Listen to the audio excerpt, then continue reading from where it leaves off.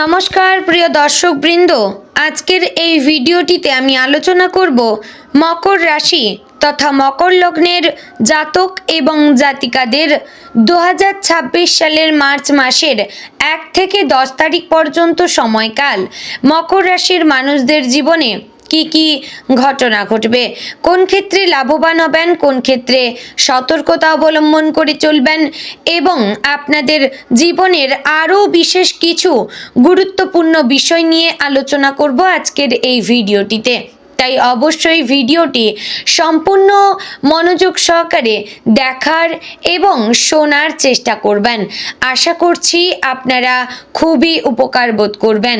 তো বন্ধুগণ, মূল আলোচনায় যাব তার আগে আপনি যদি মকর রাশির জাতক এবং জাতিকা হয়ে থাকেন তাহলে ভিডিওটি শুরুতে লাইক করে কমেন্ট বক্সে আপনি জয় শ্রীকৃষ্ণ রাধে রাধে লিখে জানাবেন এবং আপনার মতামত কমেন্ট করে জানাবেন। চ্যানেলে নতুন হলে সাবস্ক্রাইব করে পাশে থাকবেন। ভিডিওটি অবশ্যই আপনার নিকটবর্তী মকর রাশির জাতক জাতিকাদের মধ্যে শেয়ার করবেন। তো চলুন এবার ভিডিওটির মূল আলোচনায় যাওয়া যাক। মকর রাশির মানুষদের জন্য 2026 সালের মার্চ মাসের 1 থেকে 10 তারিখ পর্যন্ত এই 10 দিন বাইরে থেকে যতটা সাধারণ মনে হবে, ভেতরে ভেতরে ততটাই গভীর পরিবর্তনের সূচনা ঘটবে। মকর রাশির অধিপতি গ্রহ হচ্ছে শনি, আর শনি মানেই শৃঙ্খলা, পরিশ্রম, ধৈর্য, কর্মফল এবং বাস্তবতা। তাই এই সময়টা আপনার জীবনে এমন কিছু অভিজ্ঞতা আনতে পারে যা প্রথমে কঠিন মনে হলেও পরবর্তীতে বড় আশীর্বাদ হয়ে দাঁড়াবে। 2026 সালে মার্চের শুরুতে সূর্য অবস্থান করবে মীন রাশিতে, যা মকর রাশির জন্য তৃতীয় স্থানে পড়বে। এই অবস্থান সাহস, যোগাযোগ, ছোট ভ্রমণ এবং আত্মবিশ্বাসের ঘরকে সক্রিয় করে। ফলে 1 থেকে 10ই মার্চ আপনি নিজের ভেতরের শক্তিকে একটু নতুনভাবে আবিষ্কার করবেন। যেসব কাজ অনেক দিন ধরে পিছিয়ে রেখেছিলেন সেগুলো হঠাৎ করে শুরু করার ইচ্ছে জাগবে। মনে হবে আর দেরি নয়, এবার নিজেকে প্রমাণ করতে হবে। তবে মনে রাখতে হবে আপনার নিজের রাশির অধিপতি স্যাটার্ন অর্থাৎ শনি যদি সেই সময় কিছুটা চ্যালেঞ্জিং অবস্থানে থাকে তাহলে কাজের গতি ধীরে চলবে, ফল পেতেও সময় লাগবে, কিন্তু শনি কখনো পরিশ্রম বৃথা যেতে দেয় না। তাই এই 10 দিনে যেসব বীজ বপন করবেন তার ফল পাবেন ধীরে ধীরে কিন্তু স্থায়ীভাবে। আর্থিক দিক থেকে এই সময়টা মিশ্র হলেও সম্ভাবনাময়। মার্চের প্রথম 5 দিনে হঠাৎ করে কিছু অতিরিক্ত খরচ আসতে পারে। বাড়ির প্রয়োজন, পরিবারের কারো চিকিৎসা বা পুরনো কোনো ঋণের কিস্তি, এতে একটু চাপ অনুভব করলেও 6 থেকে 10ই মার্চের মধ্যে নতুন আয়ের সম্ভাবনা তৈরি হবে।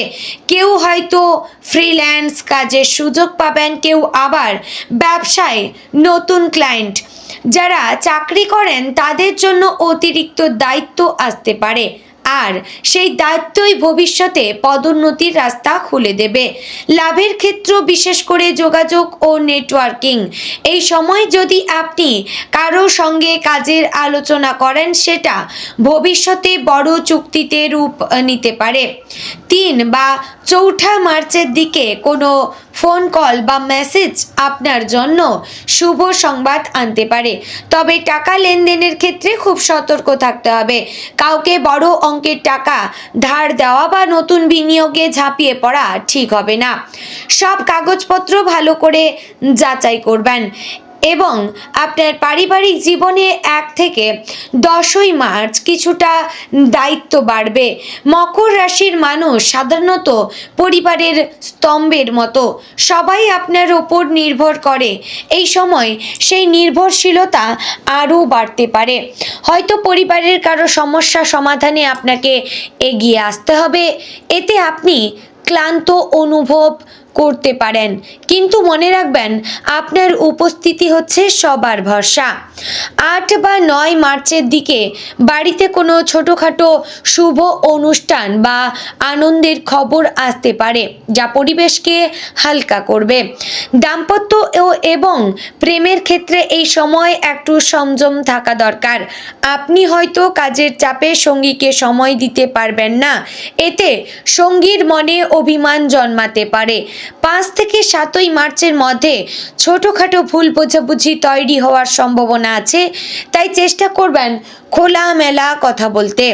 যারা অবিবাহিত তাদের জীবনে নতুন কারো আগমন হতে পারে, কর্মক্ষেত্র বা বন্ধু মহলের মাধ্যমে। তবে সম্পর্ক শুরু করার আগে সময় নিয়ে মানুষটাকে বুঝে নিন। স্বাস্থ্যের দিকে বিশেষ নজর দিতে হবে।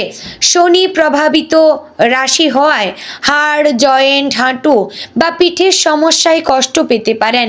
বেশি সময় এক জায়গায় বসে কাজ করলে সমস্যা বাড়বে। 1 থেকে 4 মার্চের মধ্যে ঘুমের অনিয়ম বা অতিরিক্ত চিন্তা মানসিক চাপ তৈরি করতে পারে। নিয়মিত হাঁটা, হালকা ব্যায়াম এবং পর্যাপ্ত জলপান করা জরুরি। শিক্ষার্থীদের জন্য এই সময় মনোযোগ বাড়বে, কিন্তু আত্মবিশ্বাসে একটু ঘাটতি দেখা দিতে পারে। মনে হতে পারে আমি পারবো তো। এই সন্দেহ কাটাতে হলে প্রতিদিনের ছোট লক্ষ্য পূরণ করতে হবে।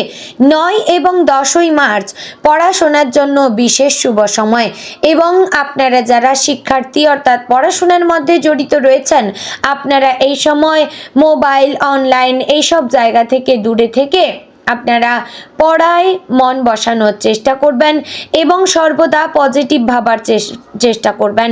আধ্যাত্মিক দিক থেকে এই 10 দিন আপনাকে গভীর চিন্তার দিকে নিয়ে যাবে।